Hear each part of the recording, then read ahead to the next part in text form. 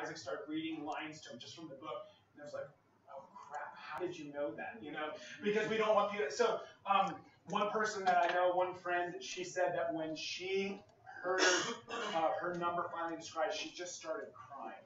And she said, I've never been able to voice what was going on inside of me, but that just described it. And I never knew that there were words describing kind of what I was thinking and what I was feeling. And that's just a very, very powerful thing. It can be frustrating, it can be angering, it can be meaningful, but one thing that oftentimes happens is just this moment where you feel very, very known. And when I think about our Father, when I think about God, and our relationship with Him, oftentimes when we describe that relationship, we describe it in terms that we want Him to know us. We want Him to hear us. We want Him to work on our behalf. We want Him to deal with the situations of our lives. It's like we're crying out to Him and saying, see what's going on with me, hear what's going on with me. And there's this desire for Him to know us. And one of the things I wonder if we stop to think about sometimes is God's desire to be known. God's desire for us to know Him.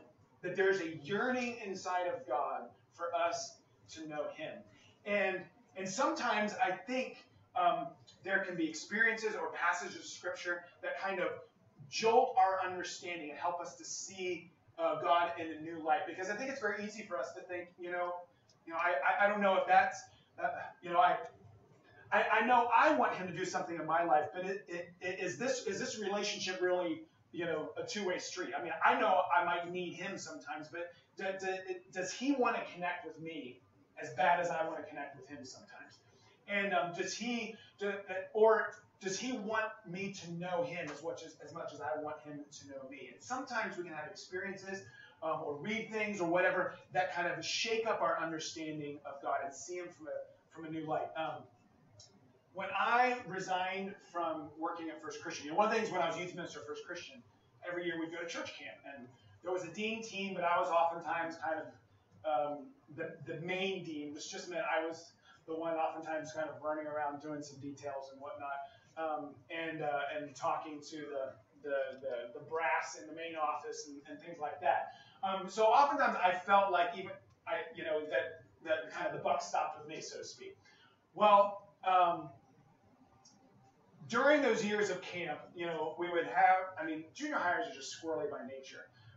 But then on top of that, we would have senior high students that would come and function as junior faculty, which was a wonderful thing, and yet also it was like they were kind of older and wiser mischief makers. It's like they knew they were more experienced at what they could get away with.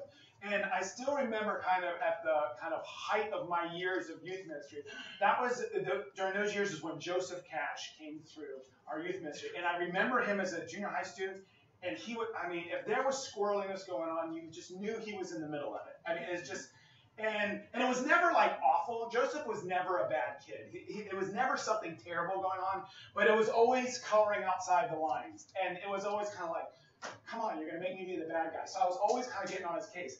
And then when he became a junior faculty, it was like it didn't stop. It just, and he was one of these kids where he'd be, 1:30 in the morning, you're like, go to bed, stop being loud.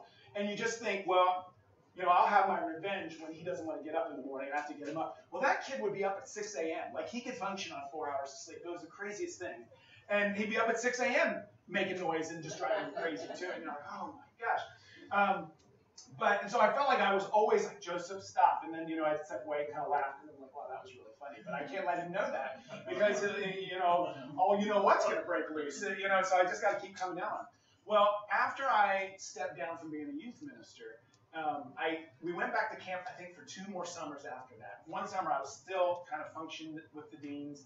And then the next summer I came and I was just a dorm dad. And available if the deans needed my help, but I think I was just a dorm dad. And that year, Joseph Cash was still a junior faculty. And he was up to his squirrely antics. And I thought they were hilarious. I thought they were great. I'm laughing at him. I'm like, egging him on. And he looks at me and he goes, Tim, you're kind of fun this year.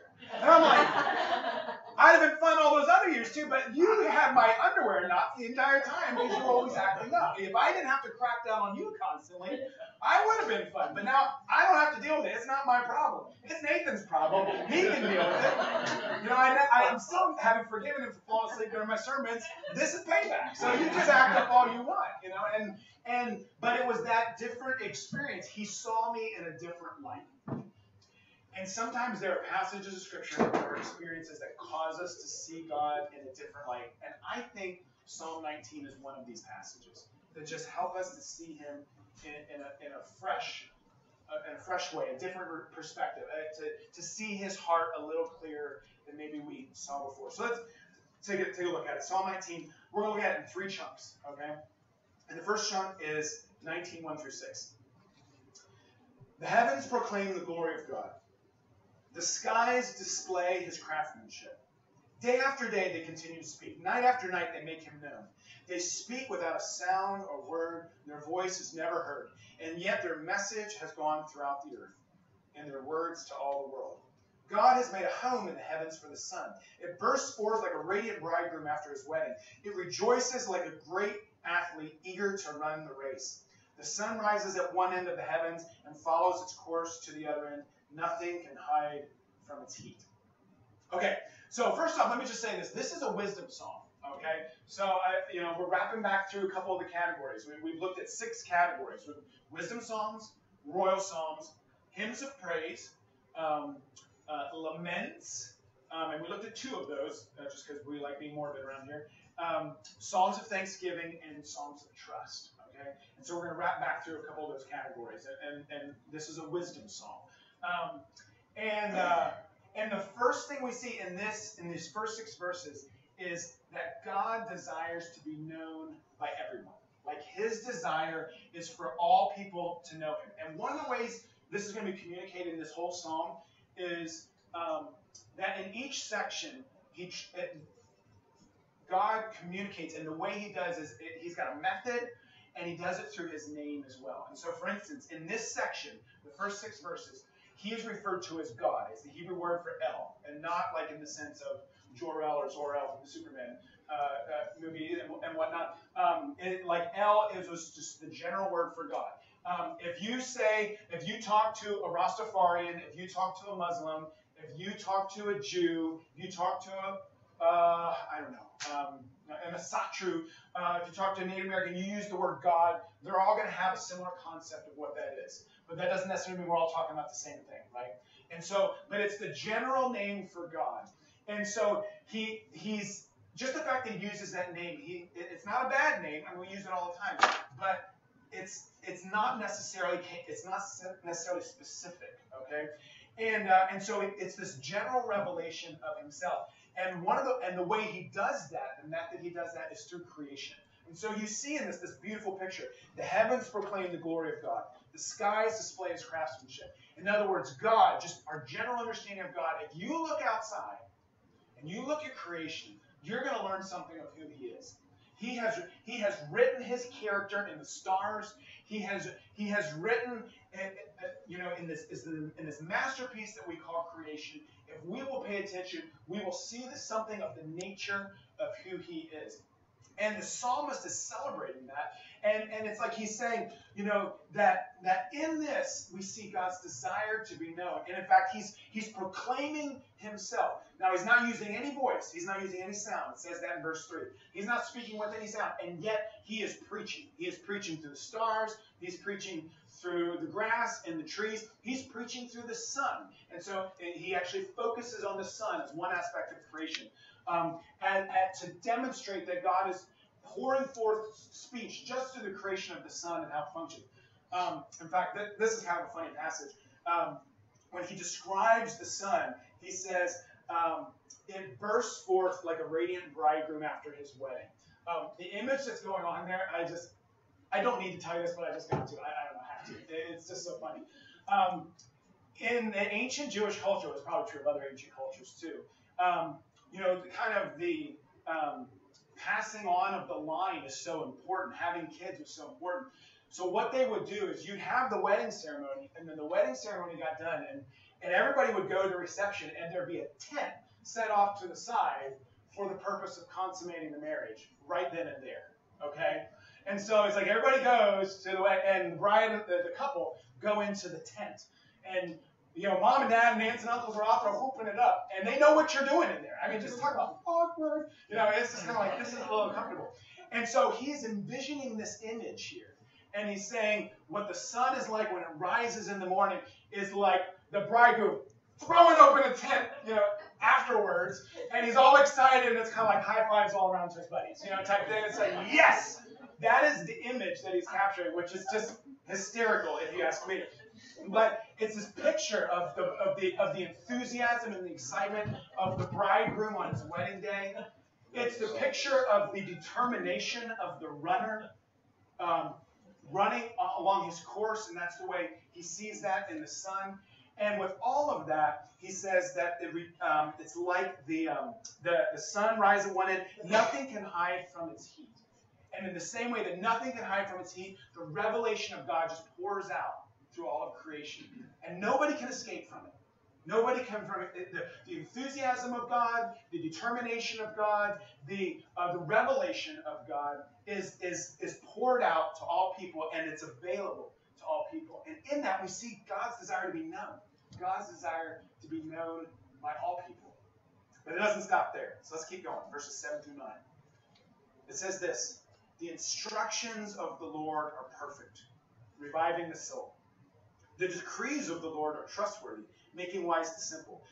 The commandments of the Lord are right, bringing joy to the heart. The commands of the Lord are clear, giving insight for living. Reverence for the Lord is pure, lasting forever. The laws of the Lord are true. Each one is fair. That passage right there is just beautiful. I mean, just the symmetry of it, just the phrases. I mean, if you're looking for something to tweet, you know, that's something you could, what is going on the screen? It's like, it must be my fault. It didn't do this last week for Sammy, so I don't know what the problem is. But anyway, there's just a beauty in that, and just the simplicity of the phrases. And to be honest, if you wanted something to just meditate on in your prayer time, those lines would be just wonderful. But in this, we see just a deeper revelation of God. And again, it's in the methods and in his name. And in his name, the name that he uses here is the Lord.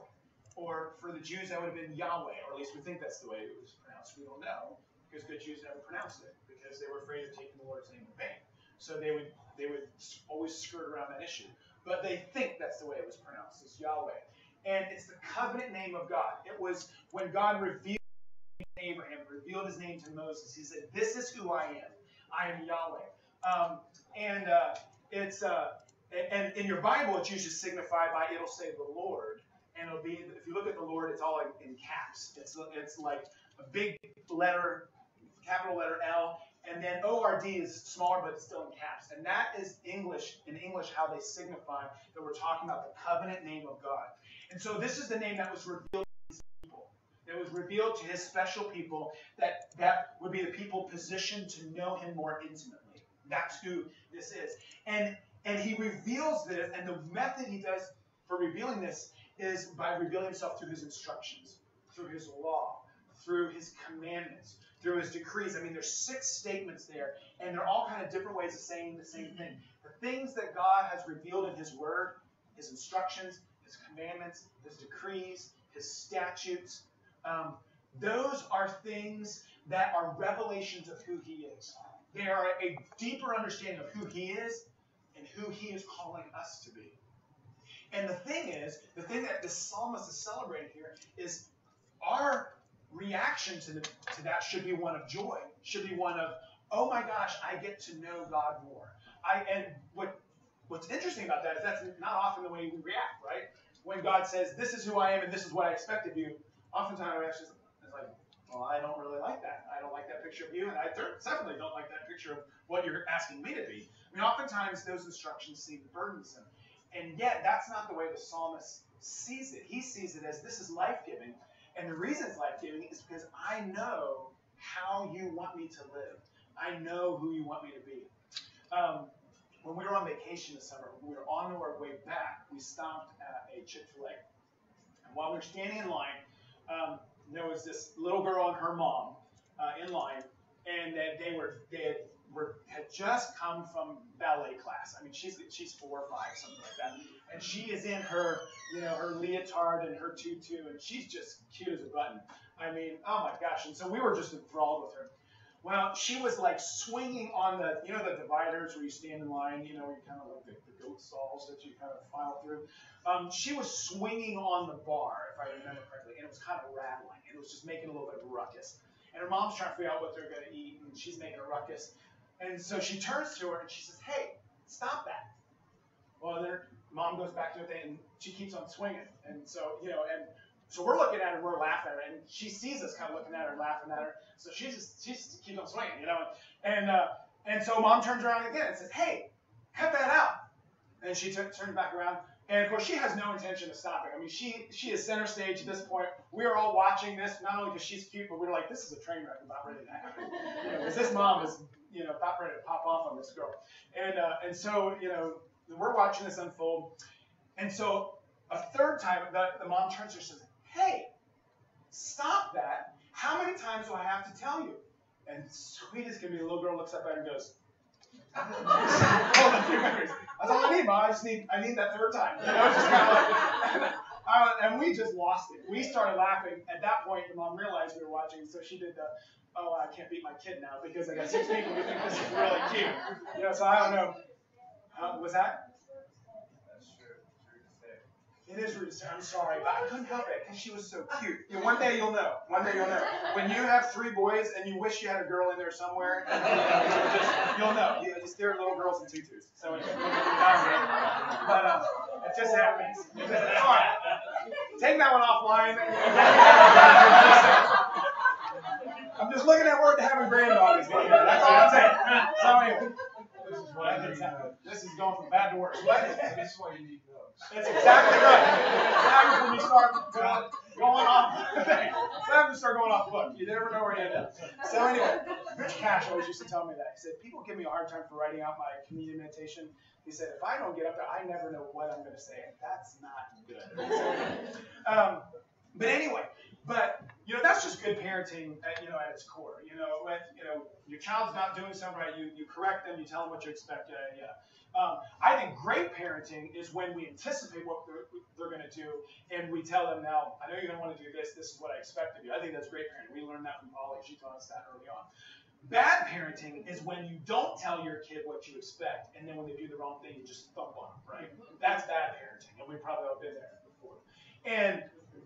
And yet, that was the perspective of most religions in the ancient world. They all had an understanding of God. They just didn't really know what God expected of them. And so it was kind of guesswork. And so if things didn't go well, they thought, "Oh, we must have ticked God off, and so let's sacrifice and hope we get it right the next time." And what made the people of Israel so significant and so special was they knew what God wanted from them. One of my favorite passages is in Deuteronomy 4:5-8. I want to read this to you. It says this: "Look, I now teach you these decrees and regulations." So he's talking about the law. He's about to kind of unload the law on them for a second time. I mean, the book of Deuteronomy is really boring. It's boring. Yes, it's just awful. So he's getting into it, but this is how he describes these laws he's about to say. "Look, I now teach you these decrees and regulations, just as the Lord my God commanded me, so that you may obey them in the land you're about to enter and occupy. Obey them completely, and you will display your wisdom and intelligence among the surrounding nations. And when they hear all of these decrees, they will exclaim, 'How wise and prudent are the people of this great nation.'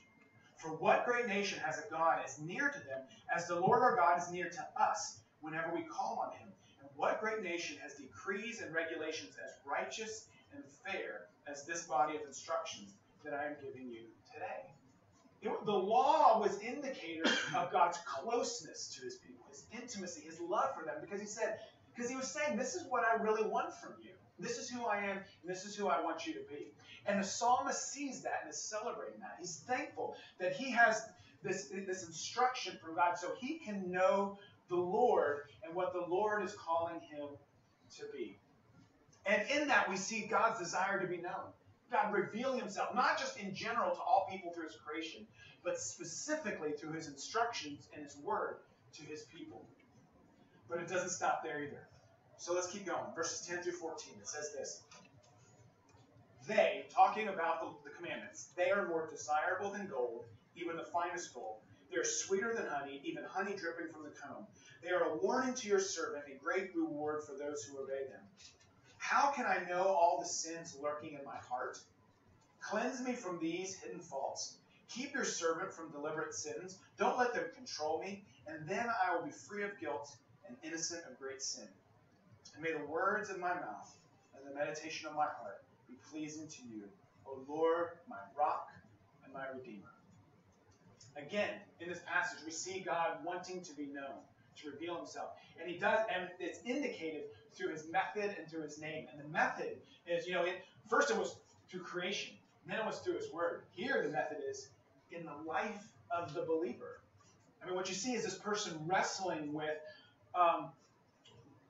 not just what God says in his word, but what that means for my life. Not just what he says about sin, but what that means for the sins that I struggle with. He invites God, and he knows God is looking into his heart, and he's asking God to forgive him, to rescue him out of that sin. And so the method is not just God revealing himself in general, or revealing himself specific to his word, but it's him revealing himself personally in the life of this individual. And the name that he uses in this passage, it doesn't come to the end. But it says in that last verse, may the words of my mouth and the meditation of my heart be pleasing to you, O Lord, my rock and my redeemer. When you call God, God, okay, that's just a name all of us know. When you hear someone referring to God as Lord, or maybe even we say Jesus, because Jesus was referred to as Lord, that's what they had in mind. That's getting more personal. That's getting more specific. But here, when you go off book, when you start off-roading here, and he's coming up with names and he's calling him, you're my rock. You're my redeemer. That's coming from someone who has experienced God personally in their life. And it's not just rock and redeemer, but you are my rock and my redeemer. And I have known the security and stability that comes from you being in my life, and so you're my rock. I have known what it's like for my life to not be what it should be, and for you to rescue me out of that, and to buy me out of that kind of negative life, and to purchase me for something more significant. So I know you as my redeemer. And so the psalmist, he's celebrating the fact that it's not just God revealing himself in general, or revealing himself in his word. But even that isn't enough. For him, it's this revelation of God inside of his life. That what God has revealed in creation, and what God has revealed in his word, has taken root in the life of this individual. So when we talk about what this means for us, what we're supposed to do with this, what are the implications of this psalm? One of the things I oftentimes ask myself when I'm working through a passage or a sermon, I'll ask myself the question, why do we need to hear this? It's kind of like oftentimes I'll have a bunch of notes and I'll have some random thoughts and I'll start putting them together. But it's just missing some unity. And oftentimes the thing that brings me back to that unity is this question of, why do we need to hear this? And when I asked myself this question about this passage, what came to my brain is I don't know that we really get all the time or know or realize how much God desires to be known by us. I think we just sometimes think he's just, he's aloof. He's kind of somewhere out there, taking care of business. Every once in a while he kind of steps in and helps us out with a few things, but he's kind of the immovable, mover. He's impassible. Nothing affects him. He doesn't. Sometimes I wonder if we even think he cares. And when I read this, I see a God who wants to be known, by his measly little creatures like us, that he wants to be known by us, and he's gone to all these lengths to reveal himself to us. And if that's the case, if he wants to be known by us like that, then the best thing we can do is to work to know him. So the question then becomes, what does this mean for you and me? The answer to that is another question, which is, what are you doing to know him more? What are you doing to know him more? Because he has done a ton so that he might be known. He revealed himself in his creation. He's revealed himself in his word. He's willing to reveal himself in our lives. The question is, do we want to know him the way he wants to be known? And I can't help but wonder if that is maybe the main thing that we're supposed to be about in our lives. And that all the other things, the worship, the caring for the poor, the working to make this world a more loving and compassionate and just and righteous place, the deep prayer lives, studying God's word, and all those things that we're supposed to be about as Christians are just natural overflows of this desire to know him more and actually pursuing knowing him more. When we were on vacation, one of the highlights of the trip was when we got to go to Brooklyn Tabernacle. I mentioned this before in another sermon. Talk about a spiritual pilgrimage for us. I mean, we have loved that church for 20 years. And it was just this amazing experience. But I still remember one of the things that just hit me was how easily and naturally they did certain things. And I'm sure it wasn't always easy and natural for them. I'm sure they had to fight some battles. But at least from my perspective, there's some things that just seem natural, like loving each other, like racial reconciliation, like meaningful teaching from God's word, like exuberant worship. I mean, we're literally there with a Grammy Award-winning choir, and they never got to sing anything on their own. Because even when they had something that was a special, they would say, hey, sing along. And so people were hopping up and singing with them. You know, they really never sang a true special. We all sang along. They had the words up on the screen. We all sang along with them. Caring for the poor, reaching out to those who don't know Christ. So many things they just do naturally well. And I can't help but wonder if that is because many, many years ago, if you read the book Fresh Wind, Fresh Fire, they made a decision at the centerpiece of our church is going to be our Tuesday night prayer meeting where we just seek to know God. And I can't help but think that when that becomes our primary passion, all these other things just start to fall into line. You know, it's not that the other things aren't important. They're extremely important. But they're overflow from knowing him. And what this song tells me is God wants to be known. He is yearning for us to know him. And the question is, will we do our part to know him as he wants to be known? My prayer is that will be what is true of us. Let's pray. God, I thank you that you do not remain aloof, that you do not remain distant, and we know that's true, but sometimes it seems like it's not true. And God, I thank you for passages such as this one. That remind us of your heart. Remind us of the fact that we weren't the first ones reaching out to you, that you have just been straining and reaching out to us for eons since the beginning of creation, yearning to be known by us. And now my prayer is that we will respond to that. That we will see your character in creation, that we will study your teachings and your word and with a grateful heart, and that we will let all of those things just seep into our lives as we personally draw close to you. And God, I pray that will change everything that we do, everything that we are. Thank you that you are that kind of God. I pray that you help us to come to see that kind of God. In Jesus' name. Go ahead and stand. And for all the music people who are wondering right now, we are going, the two songs that we skipped, we're going to do those at the end. So we're doing "O Sing My Redeemer," okay?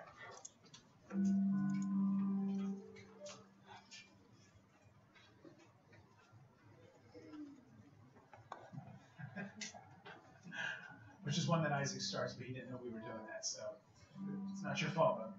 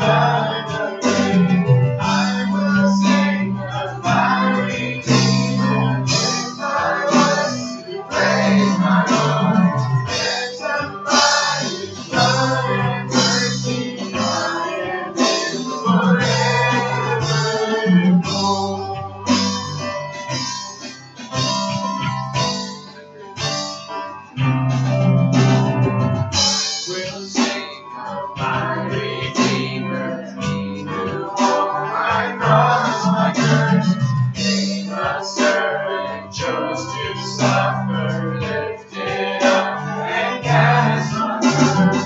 I will sing of my Redeemer, to praise my Lord.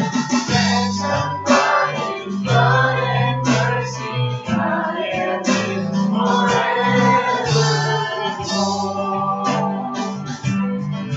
I will sing.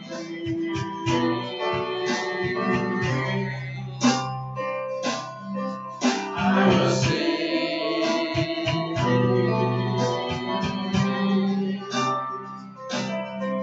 I will sing.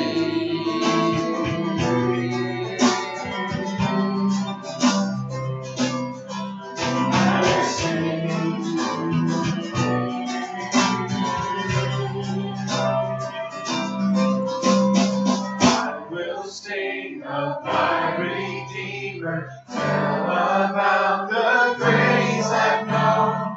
Here on earth it goes forgiven, and one day around His throne. I will sing of my Redeemer, lift my voice to praise my Lord. Ransomed by His blood and mercy, I am His forever.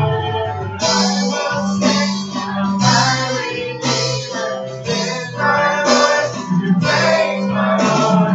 Ransomed by His blood and mercy, I am His forevermore.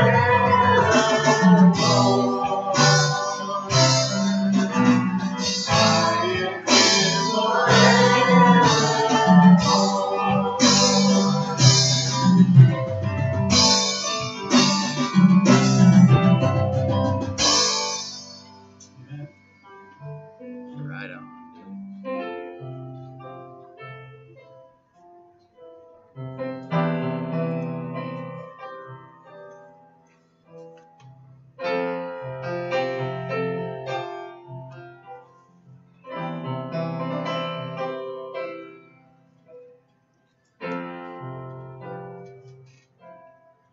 Blessed assurance, Jesus is mine. Oh, what a foretaste of glory divine, heir of salvation, purchase of God, born of His Spirit, washed in His blood.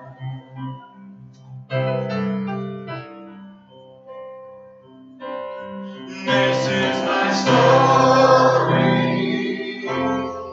this is my song, praising my Savior all the day long. This is my story, this is my song, praising my Savior all the day long.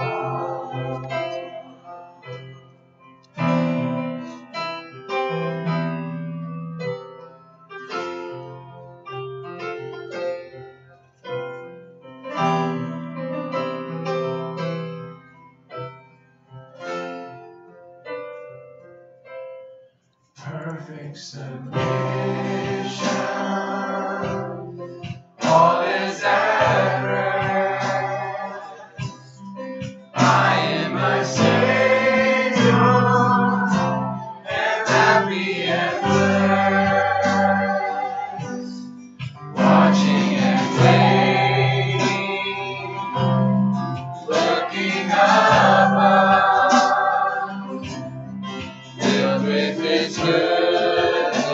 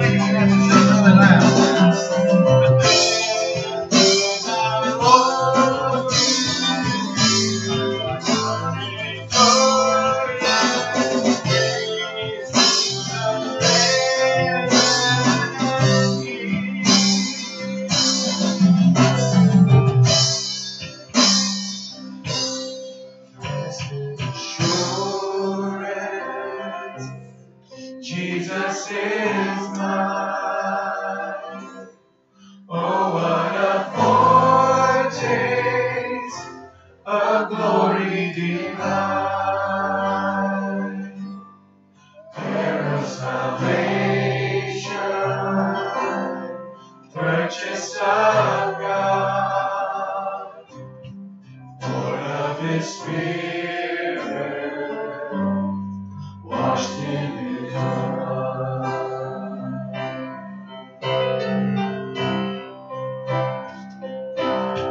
This is my story. This is my song. Praising my Savior all the day long. This is my story. This is my song. Praising my Savior all the day long.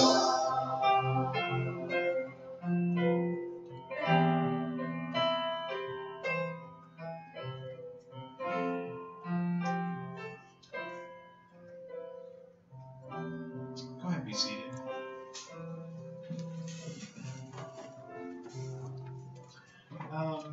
We are going to just come into a time of prayer.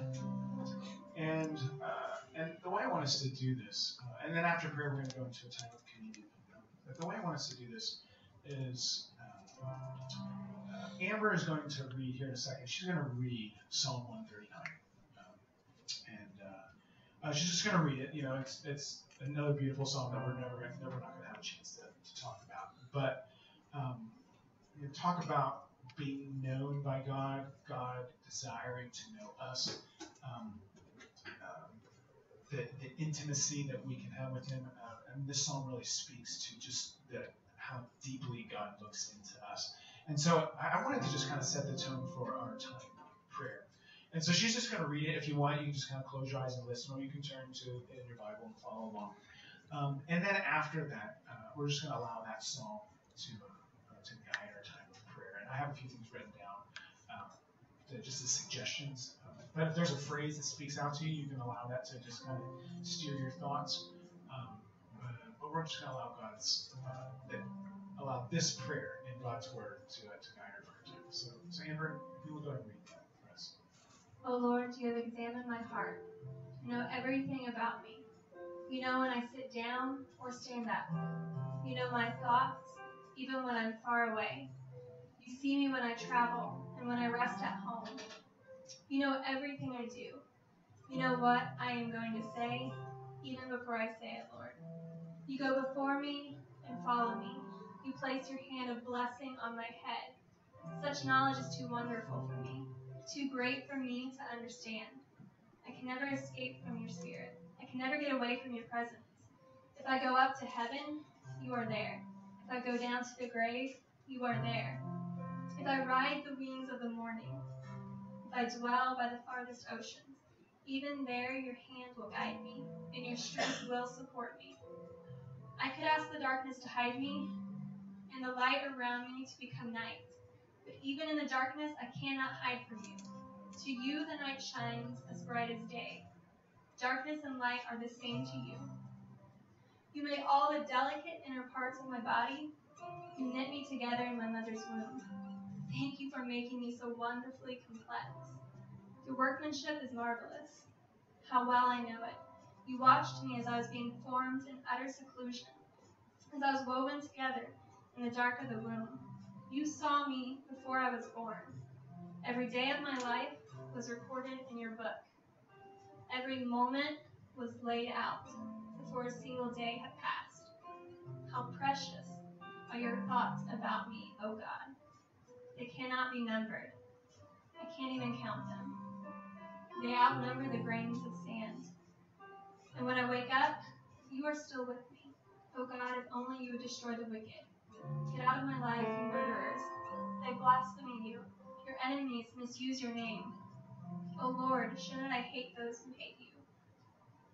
Shouldn't I despise those who oppose you? Yes, I hate them with total hatred, for your enemies are my enemies. Search me, O God, and know my heart.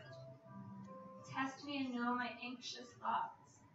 Point out anything in me that offends you, and lead me along the path of everlasting life. So let's spend some time praying, and just here's a suggestion: just spend some time praying that we would know that we are loved by the Father. Really, really know that.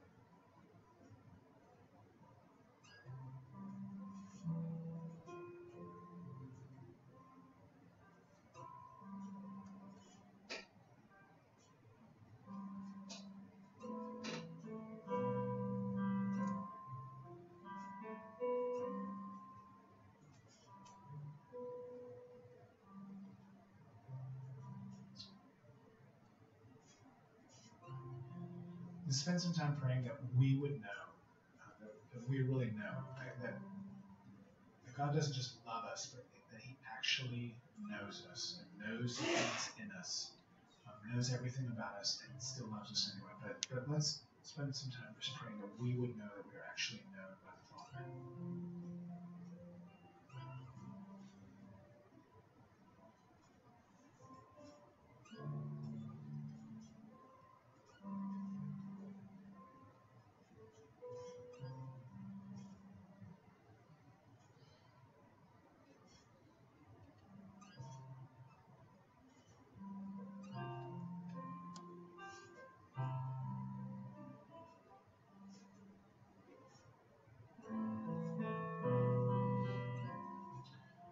Maybe spend some time praying that God would show us the things in our hearts that need to change.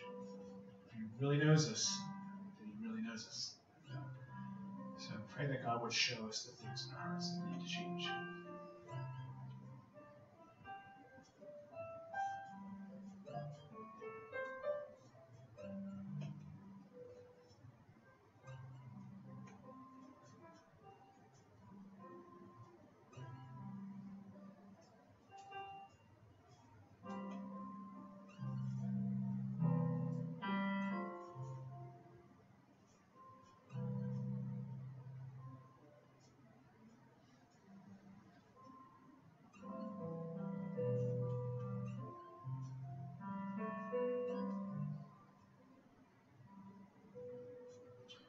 Pray that God would show us the sinful ways we react to situations that we might not even be aware of, but show us, He would show us some of our sinful tendencies, our sinful actions.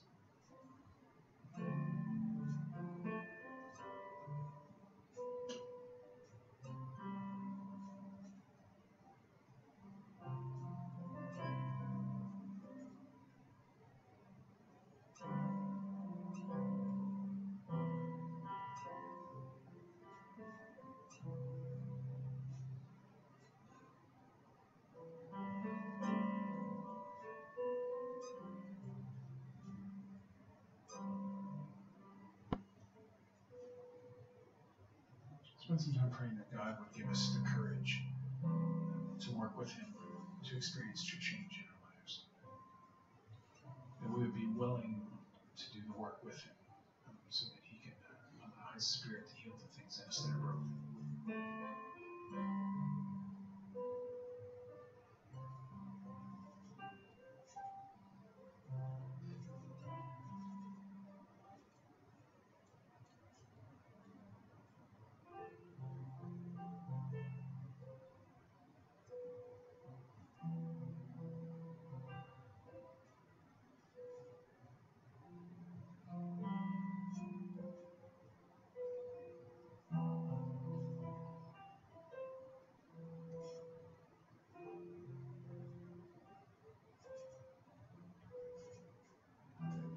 God, I thank You for hearing us. I thank You that You desire relationship with us. That You don't remain afar off, you doing amazing work in this world, but you would desire to do amazing work in each one of us. Just thank you for that. I thank you that you reveal yourself and that you want to be known. You give us the opportunity to know you. I think you love us enough to know us and be involved in every corner of our lives. Just thank you that we can have that kind of a relationship with you, God. And I pray that we won't fight that we'll just give into that sort of relationship with you, one of knowing and being known, and that we will be changed as a result. And so now, in the same spirit of prayer, if you're near a communion tray, go ahead and grab it and just send it around, and just take communion as you feel led, just however you feel led, and celebrate the God who sent His Son so that we can experience that relationship with Him, so we can experience that new life, so that that what was broken in the world could be healed and restored, and what was broken in us could be healed and restored. So just spend some time communing with the Father and celebrating that.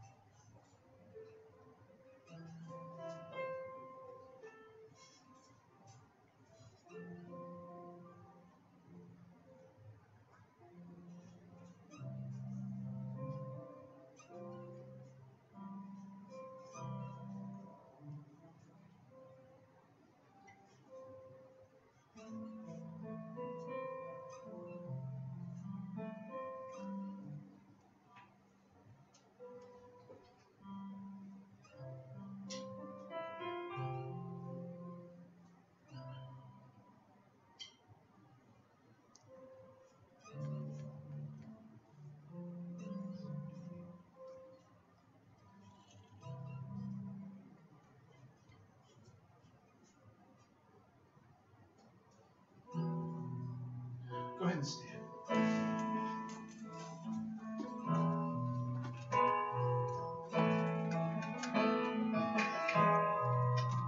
Are you hurting and broken within? Overwhelmed by the weight of your sin? Jesus is calling. Have you come to the end of yourself? Do you thirst for a drink of the well? Jesus is calling. Oh, come to the altar.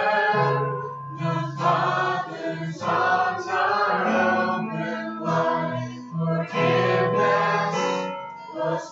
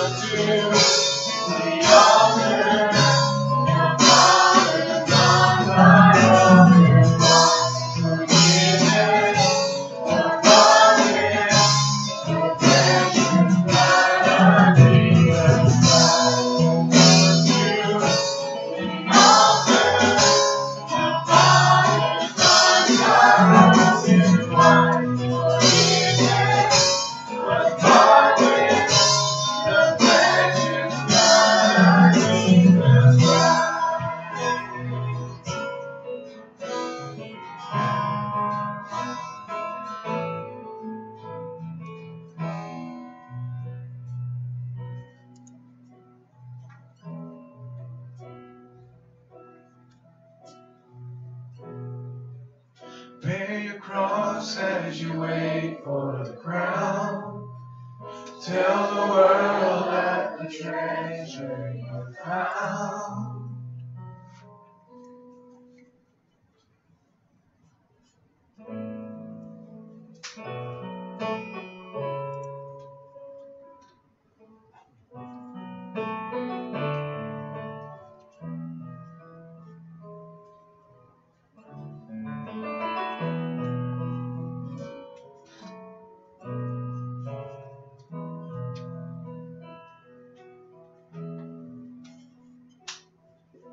One day you'll make everything new, Jesus. One day you will bind every wound.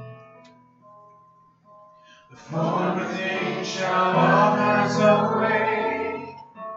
No more tears. One day you'll make sense of it all, Jesus. One day every question resolved. Every anxious thought left behind. No more fear. When we all get to heaven, what a day of rejoicing that will be. When we all see Jesus, we'll sing and shout victory.